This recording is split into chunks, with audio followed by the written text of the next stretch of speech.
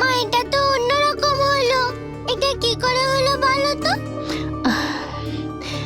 আমি ভেবেছিলাম যে সবকিছু ঠিক হয়ে যাবে, মা আর বাবা আগের থেকে কলসির মধ্যে আংটি রেখে দেবে, এটা আমি ভাবতেই পারিনি। এখন থেকে আমাদেরকে সতর্ক হতে হবে। এবারে আমরা কি করব মা?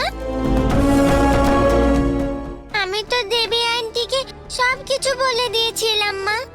মায়া আন্টির বাবা যেসব গন্ডগোল করেছে সেটা তো আন্টি ভালো করেই বুঝতে পেরেছিল, ও কার সাথে কথা বলছে? কিন্তু আন্টি তো কিছুই করতে পারছে না মা। এরকমটা যে হবে আমি কখনো ভাবতেই পারিনি মা। ওই কলসির মধ্যে আংটিটা কোথা থেকে এলো আমি এখনো সত্যি করে বুঝতে পারছি না মা। হ্যালো, কার সাথে কথা বলছিস? ভগবানের সাথে। ভগবানের সাথে? হুঁ, বলো না মা, কি করব?